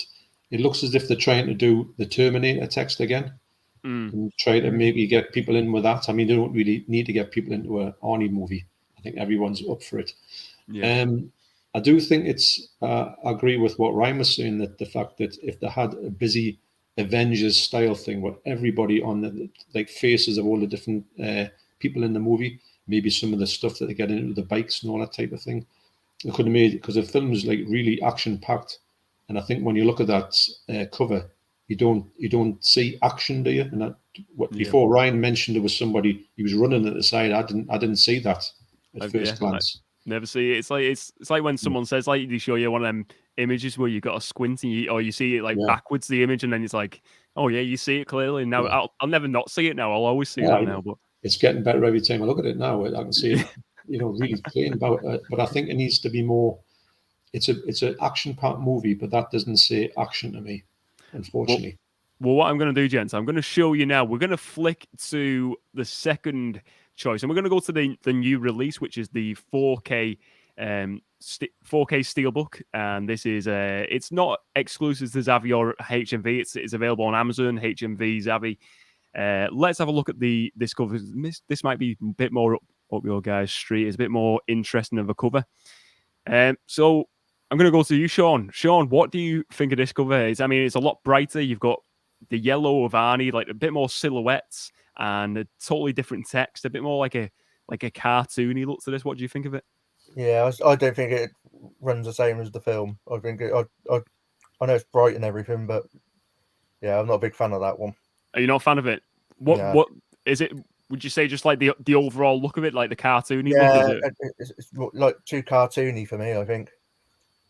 So comparing it to the DVD, what's your preference? I think I'd prefer to see the actual faces of people, the characters, and where they are now. Yeah, I'd like to see see Arnie's face, and then see all the others. But I think it's better than the first one we've seen. Yeah, so you prefer it to the first one. Mm-hmm. I prefer it to the first one, but I still don't think it's that good. I think it's too cartoony. Yeah, I know what you mean. I know what you mean, buddy. Ryan, what about yourself? What do you think of this cover? It looks absolutely terrible. Like, it makes us just want to put it in the bin. Like seriously, like that's where it just should be. Like, I don't like the cartoonish style of the actual, like, on the actual cover. The whole yellow. Like, what Arnie's just like doing some running. It looks like he's being turned into, like, I'm gonna say something like morph or something. Like, he's just about like the extend or like change into something, while you got like all these characters in the background and the buildings don't even look nice. I think if that actually were actual buildings, so look from the movie, it would have looked stunning. But I'm sorry, it's just an absolute, like, atrocious piece of artwork that should never have existed. So, in comparison to the first, which one do you prefer? The Blu-ray, the standard Blu-ray, or this one? I think I'll just go back with a standard Blu-ray, to be honest. Standard Blu-ray. So, Shaun, you're going with this one, Shaun? Yeah, I'll go for this one just for the more colour, because it's a bit more colourful. So why I will say now, John, you are getting the deciding vote on this, John. Whether which one goes through to the next stage. It's the pressure's on, John. What do you think of the cover, John? Well, I'm going to say I like the fact that they're doing something that appears retro. Yeah, and I like that. But, and here comes the deciding vote. That to me, if I'm looking at that and I didn't know anything about the movie, right, it doesn't speak the movie to me. It looks like a different movie. Now, I'm a big fan of early 80s Mad Max rip-offs. And the Italian ones, like, it was funny enough, there was one called Endgame, believe it or not. But there were all these ones that were like really low budget Mad Max rip-offs. And that looks exactly like one of those. Now, that to me says retro, but 1981. It doesn't say late 80s Schwarzenegger. So I like it, but I think it doesn't speak. It speaks of a wrong time period for me. Yeah. That's a throwback to the early 80s, not the late 80s. So that's why it misses. I like where they're going with it, but I think they've just missed they've missed something. I like it's busier. Yeah. I'm all for the busier, but it just doesn't connect because I think it's out of its time, if that means something. Yeah, I know what you mean. So I'm going to go for the first one. You want the first one? It's not my favourite, but it's my favourite out of the two. Just. Sorry, Shaun. Let's go to the third and final cover. So we're going to go now to the, this was a 2020 Blu-ray Steelbook. And again, very, very different cover again. So I'm going to start with Ryan. What do you think of this one, Ryan? You know what? It actually looks more better than the previous two, to be honest. Like I like where it's going. You can see Arnie, like you can see his face, you can see the nice bright color costume, like that he has, like, and what I like in the background is it's got some really nice like dark light and like middle light colors as well, and you can actually see the buildings as well, like which it looks so much better. Like what you're going to see anywhere else than under those two releases, and the title just looks so like late 80s as well, which I enjoyed, and it just has so much potential for people to pick up, and like even I looking hooked from it now. Even I want to buy that 2020 Steelbook if it was still in stock. Oh yeah, I think it was. I was looking on Amazon before, and I think it's probably one of those where if you get it, you're going to be paying more than what it was originally at. But I think it's nice, like you said. I think it's you can see all of Arnie, you can see the whole look of the suit, and I think like John said in the last one, they went for a retro vibe. I feel like they're going for a retro vibe on this, but I think they kind of nailed it a bit more into the tone, a bit more with the movie. And I like the black color, like the rise up to like, and then you see like the city streets in the blues and the yellow text, and each one of these also has different fonts, which I think is nice. It just varies each cover. And so, Ryan, what would you say, the first standard Blu-ray cover or this one? What are you deciding on? I've got to say this one. It's more nicer. You're going for this one, buddy? Yeah, it's got more detail. It's more enjoyable. Yeah. Like, and the color scheme, it's just top notch. Like the tones of the colors and the fonts. And I definitely would love to pick that up if I can get it for like cheap. So yeah. So Ryan's going with this one. John, I'm going to go to you. What do you think of this cover? I think it's a good cover. I do think that Running Man is one of those movies that's never really had a brilliant cover. Yeah. Like Last Action Hero, the one with all the stuff happening was brilliant. But they don't use it on the 4K, which is a travesty. But this, for me, is the best one out of there because really you're seeing Arnie in his suit, which is one of the best things in the movie. So you haven't really seen that in the other two. Yeah. So that's a big, that's a big tick for this one. And you're getting that little bit of a sort of colour change at the background, and you're getting some busyness on it. Yeah. I don't think it's not amazing. I don't think they've got a definitive look on it yet. But for me, that's the best one. I think if I was going to buy one and set out these three covers, if I had the choice on the shelves, what would you pick? I would definitely pick this one. You would for this one. So what would you, this versus the other one? Definitely this one, would you say, John? Yeah, definitely. Definitely this one. No competition with the other one. So I want to, let's see if we get 3 out of 3. Shaun, what do you think of this? Are you impressed with this cover? Where does it stand with yourself? Yeah, this is definitely the best cover out of a lot of them. Best one. You get to see Arnie at the front, which is what you need, like a full body Arnold Schwarzenegger. Yeah. Like in Predator and all the other films like Terminator and stuff you see, and the whole of him. Definitely. And he's the one that sells the movie. So yeah, I like the fact that it's not red, and then there's no, and the yellow pops nice with the black, and the blue with the scenery. So yeah, I really like it. It's a cool cover. So I think we've got our winner, gents. Are we all happy with this? Yeah. The winner of the Running Man case cover is the 2020 Blu-ray Steelbook release, and I think I agree with you all. I think it is I feel like they missed a boat a bit there with that new one. It's a top cover. This one it's a really good one to watch. Just going to look through some of the live comments there quickly. See who else is in. We've got Andy from there we go from Forgotten World of Movies. Hi, How you doing, Andy. Andy? Nice to have you on, buddy.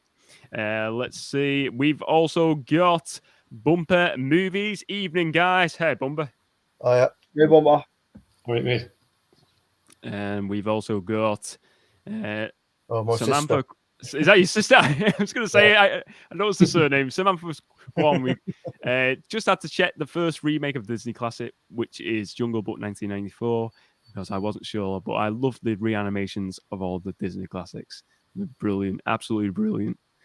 And hi, Shaun's sister as well. And we also got Pete, aka Play Nintendo Guy. Hey, Pete. Hey, everyone. Pete. Fantastic lineup tonight. Thank you very much, Pete. It's again top night last night with Pete on and the rest of the gents, and another top night so far with these gents as well. Let's move on to we're going to go through the next topic dead quick, and then we're going to get to one of the final segments of the show. But we're going to move to the Amazon Top 10. The Amazon Top 10 is approaching. Prepare yourself. 10, 9, 8, 7, 6, 5, 4, 3, 2, 1. The Amazon Top 10 has arrived. The Amazon Top 10. Every week I give you the Amazon Top 10 of bestsellers on the Amazon.co.uk website in DVDs, Blu-rays, and 4Ks. Let's go through the list there quick here. We've got at number 10, the Top Gun Maverick on Blu-ray. At number 9, I don't know if you've seen this new release, but Reservoir Dogs has got a limited edition steelbook. I think it's for the 30th anniversary, and it shows the actual ear. Have you seen this, guys? I haven't seen the ear one. I've seen them walking across, like silhouettes of them walking, but I haven't seen the ear. Well, this one, it's the ear moves up and down off the cover. It's pretty wild. I'm surprised it's actually. I feel like this is one that could get pulled because it looks absolutely gruesome. There's blood all. It's pretty wild. Yes. That's at number 9 anyway. Reservoir Dogs limited edition steelbook. We got at number 8 the Batman Blu-ray. At number 7 we've got No Time to Die on DVD. At number 6 we have Thor: Love and Thunder on DVD. Number 5, we have Belfast on DVD. Belfast has been in the top 10 for quite some time now. Still not checked that one out.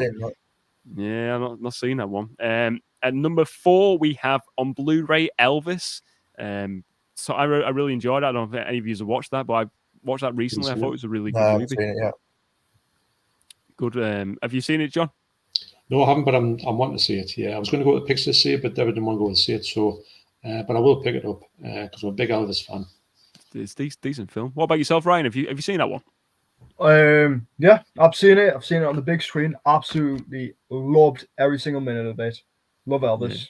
Yeah. And, it's just like it's something that's been done right, in my opinion. Definitely, buddy. I agree. That's at 4, the Blu-ray of Elvis. We have at number 3, Jurassic World Dominion on Blu-ray. That's at 3. At number 2, we have Downton Abbey: A New Era on DVD. Not Michael Batty, but obviously there's a lot of fans of that show. And at number 1, Elvis on DVD. It's been holding the spot for about 2 or 3 weeks now, and I think it's definitely deserving of that top number 1 spot on the Amazon Top 10. So now let's move to the final segment of today's show. Let's go for it. Ooh, what's been on the screen?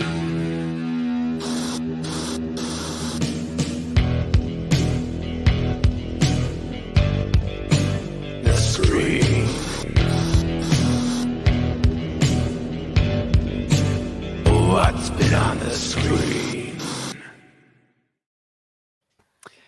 what's been on the screen. Every week we discuss what we've been watching, and today I want to hear what the gents have been watching. So I'm going to start off with John. What have you been watching this week, John? Well, I'll go back to my phone because my memory is on my phone. If you No asked us, I would just sit there and go, I can't remember. But even though I've just been watching quite a few films, so well, obviously I watched Friday the 13th. Although I do watch Friday the 13th, the whole set, usually once a year. It's my favorite franchise, so I find it. I'm always visiting it, and I was a bit late on. I was going to do it the end of last year, but I haven't got it wrong. We're doing that now. I'm going to start off with the rest of them. So next one will be Friday the 13th, part 2.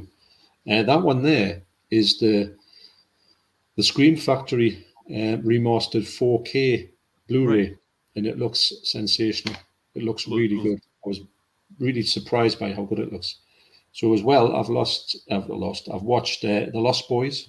Oh, great movie. Have you picked up the recent release? Have you? Well, no, because what I did was I was never a fan of The Lost Boys. Yeah. And I've had it on VHS, and I keep watching it. It never connects with us. So this Blu-ray that I had, wherever I got it for whatever reason, I thought this is the last time I'm going to watch it. If it doesn't connect this time, then c'est la vie.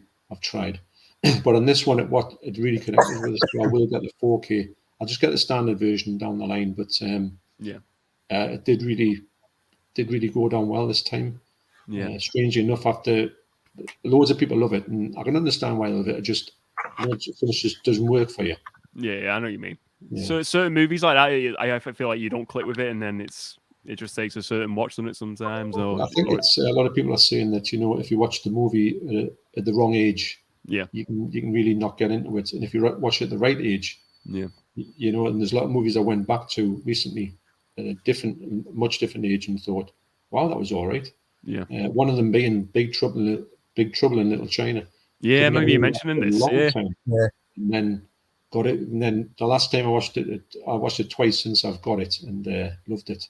And the last one I'll talk about is I watched The Edge of Tomorrow, which is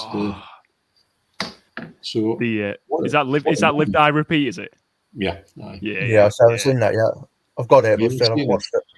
What a movie it is, Shaun. It was funny because I'm not going with any spoilers, but it starts off where he plays, Tom Cruise plays, because we're big fans of Tom Cruise at the moment. We never used to be, but we are now. And I think he's a great action star. And we watched this Edge of Tomorrow, and to be honest, his character is a little bit odd at the start, and I'm thinking, is he really going to be like this all the way through the movie? But obviously it changes into other things. And it's such a good movie, and it's different as well, and I thought it was one of the best ones I've seen from him for a long time.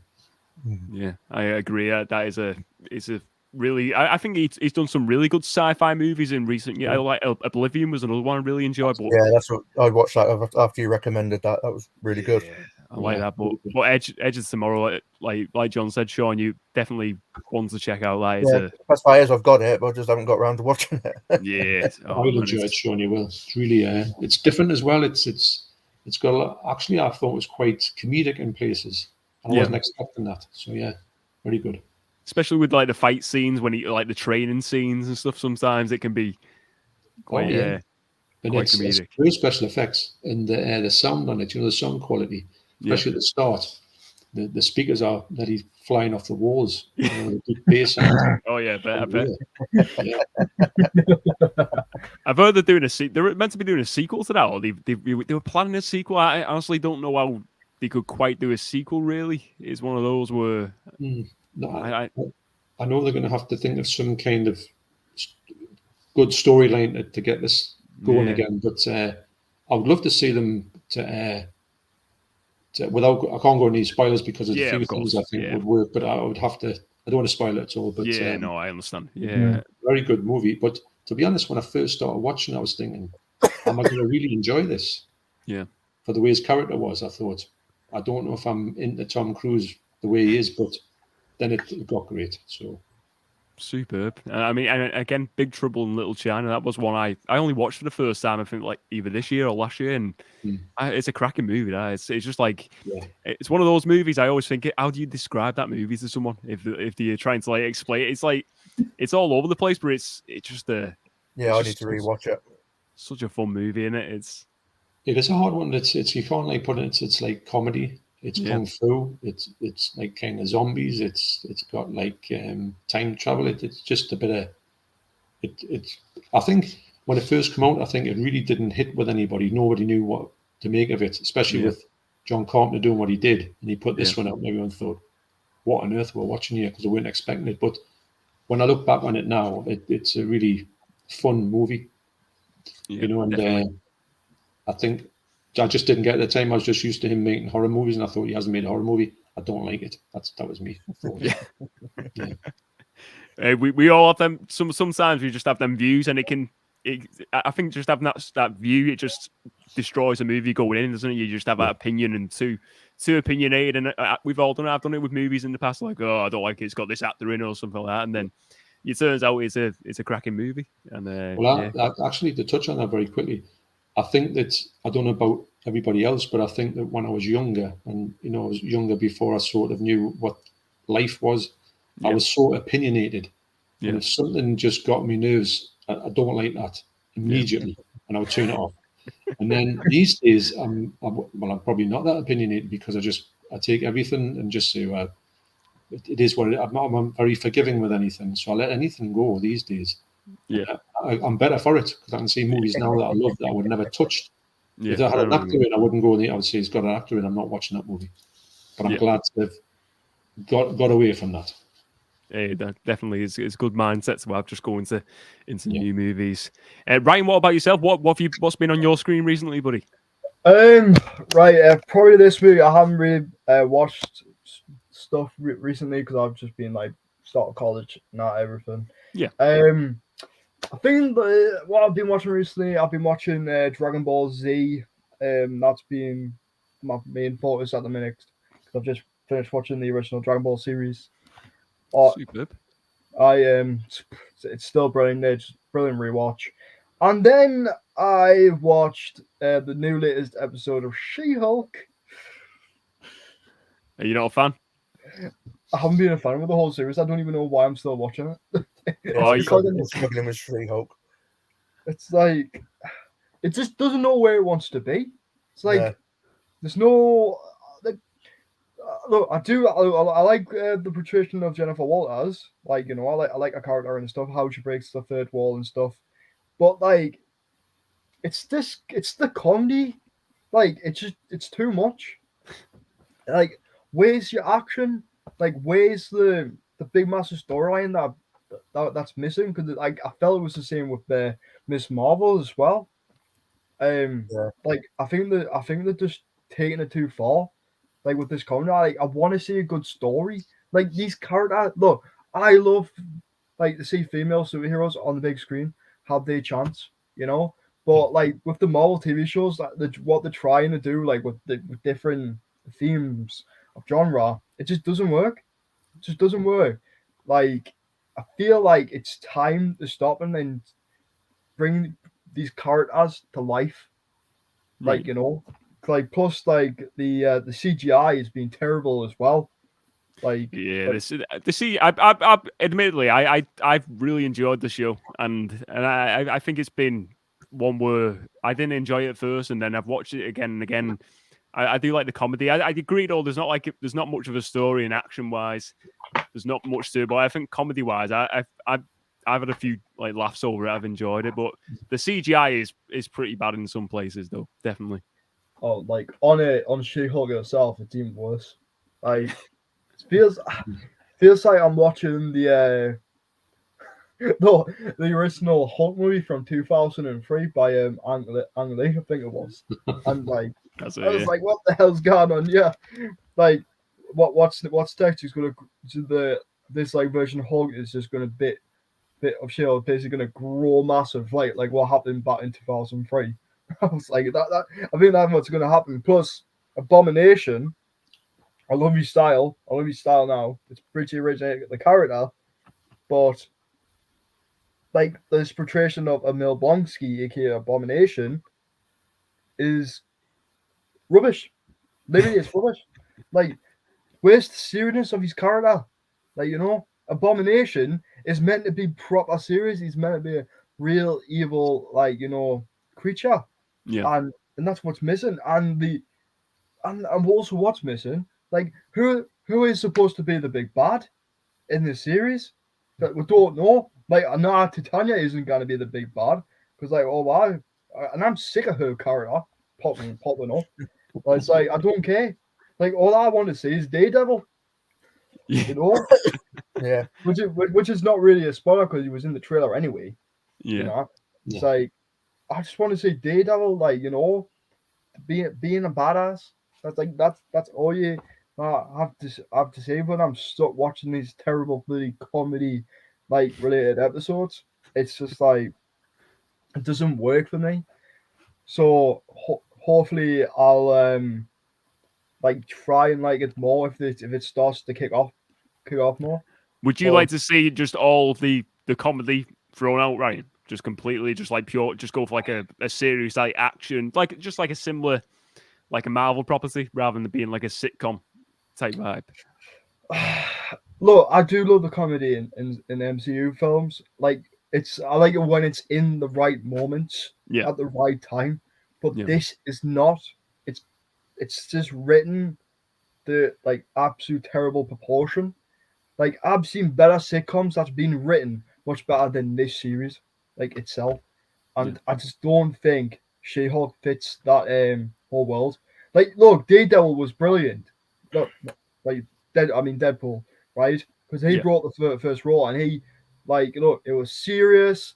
The jokes went out at the right moment of time, you know. And it's meant to be that, and Deadpool's meant to be like a comedy genius, man. And like, She-Hulk, look, she breaks the fourth wall. Of course, she's gonna like have those like jokes now and again, but that show it's just basically just all jokes all over. Like episode 3, that post credit scene, that's even worse. What was that? Was that a dance move? Is it? Is that a dance? Yeah. When they just start twerking out, I was like, what's All going right. on? It's just like it's terrible, man. It's terrible. Like I've seen better story writing than this, you know. So hopefully, because next week is going to be a week of films next week, because I'm going to see Avatar. Yeah. Then tomorrow I'm going to see Moon's Daydream, the new David Bowie documentary, which I've been looking forward for. Oh, cool. And then I'm going to go see a murder mystery film of Sam Rockwell. I think it's See How They Run. Oh yeah, I've seen the trails for that. Yeah, it looks good. That. Yeah, it's meant to be good, so I'm looking forward to seeing that. Superb. Sure. What about yourself? What's been on your screen? Galaxy Quest. Oh, I watched great. that. Absolutely brilliant. Wow. In a long time. It's one of them films for some reason I've watched, but I've never owned. Yeah. So I managed to get it like under $5 on Amazon on Blu-ray. So I picked that up and I watched that the other day. That was awesome. Still a great film. Yeah. Really enjoyed that. Have you been watching She-Hulk as well, Shaun? Yeah, I watched the latest episode. I'm struggling to get into it. To be fair, You're not into it now. it's like much of the reasons Ryan said. It's too much comedy to it. Yeah. There's no you can't see any sort of ending to it. There's no big bad. But unless it's gonna lead to something else. Yeah. To another series or something like that. But yeah, I struggled to get into it a little bit, which is a shame. Because that's one of the few ones I was actually looking forward to watching because he was a great character in the comics. Yeah. What else have you been watching, Shaun? I watched Thor: Love and Thunder. Oh, did you like it?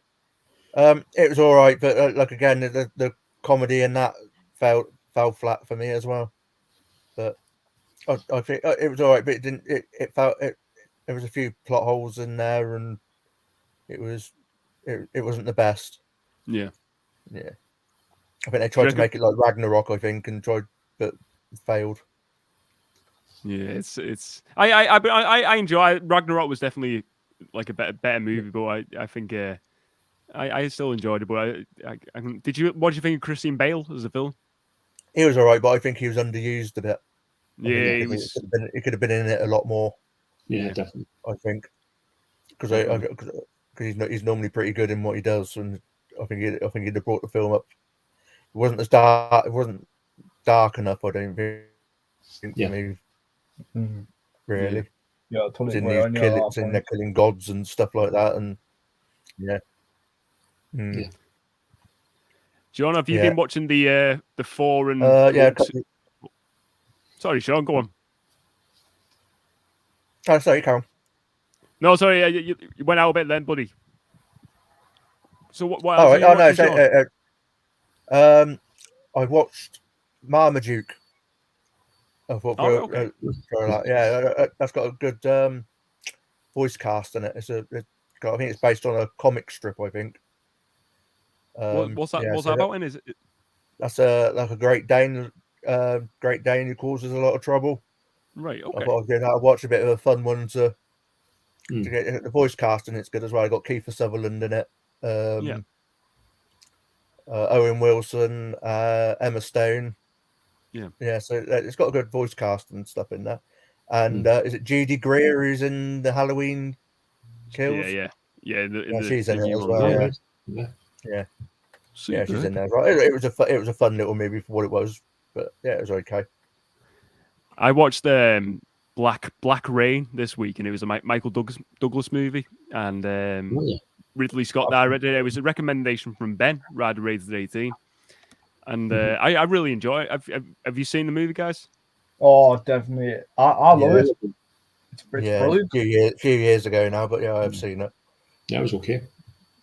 Yeah, I enjoyed it. I thought it was a decent movie. The only thing I would say is it wasn't his best movie, Ridley Scott movie, but I enjoy like the basis of the movie is like Michael Douglas's character. He's a cop, and then he arrests this Yakuza boss. They take him back to Japan, and then basically they go on this. He escapes again, and then they have to go and find him and stuff in Japan.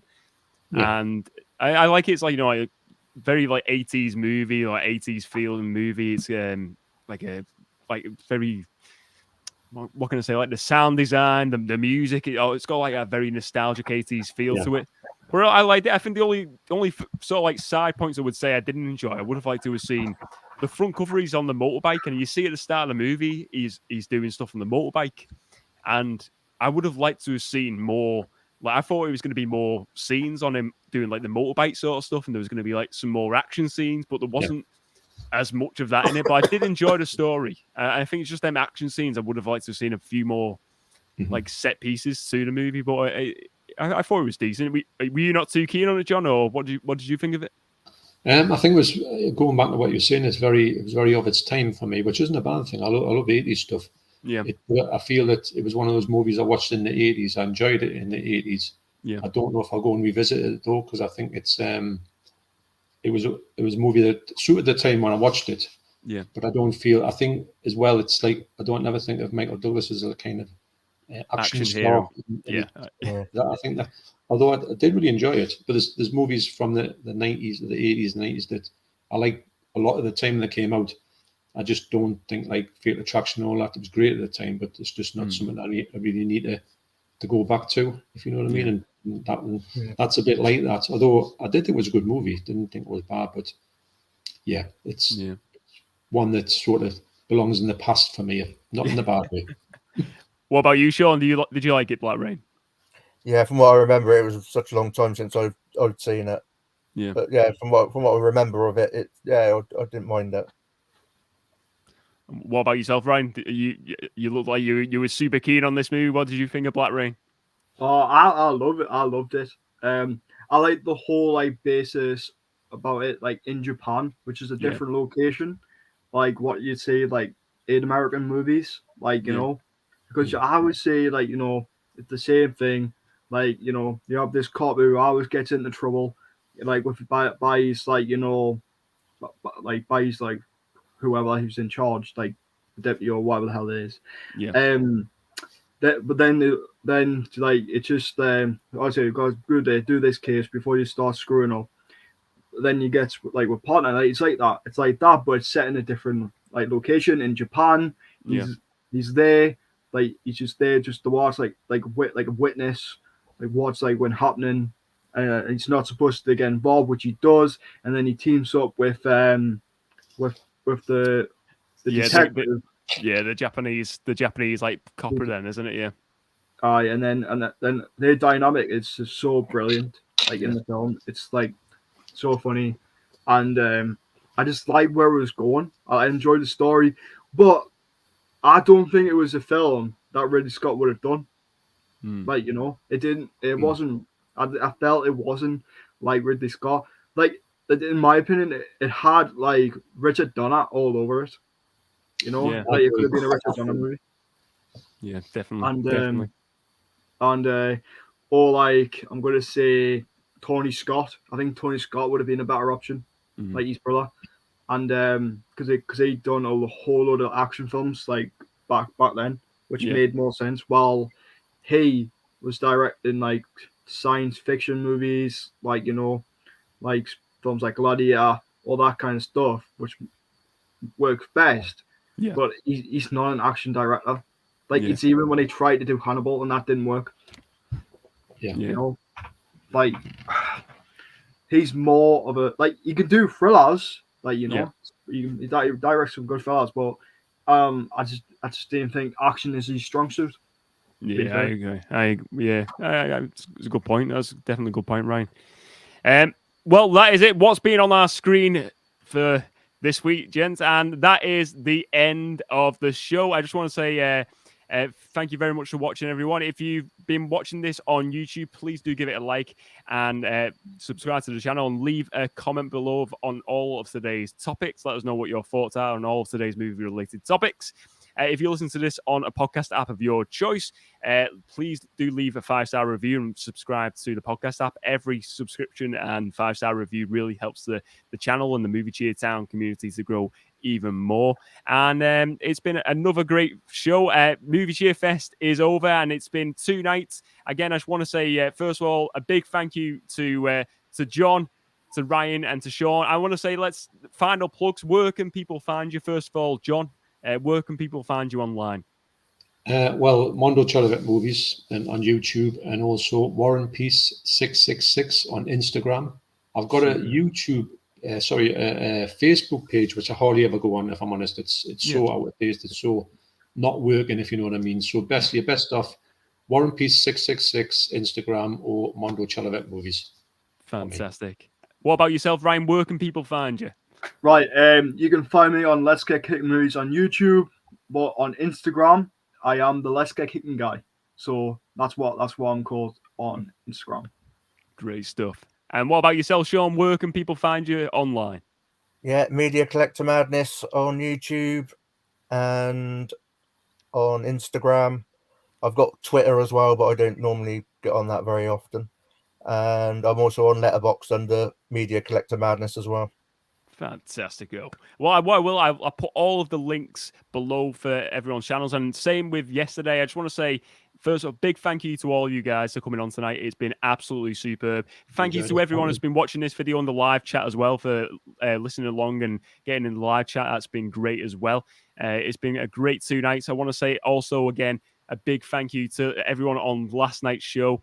We've got Pete, we've got Phil, we've got Paul, and we've got Joe. Honestly, it's been we were talking about last night. It's nice, this community, this movie community on YouTube, on Instagram, and it's nice having these coming together, these streams together. I've absolutely enjoyed 2 hours tonight, gents. It's been an absolute pleasure spending with you all, and thank you very much for you all to come on and for celebrating Movie Cheer Fest. Oh, no problem. It's been absolutely awesome. But yes, that's the end of the show. Thank you very much for watching, ladies and gents. Remember to spread a bit of movie cheer, and as always, we will see you next time. We've got to do the point, guys. Got to do the point and the wave. See you later, guys.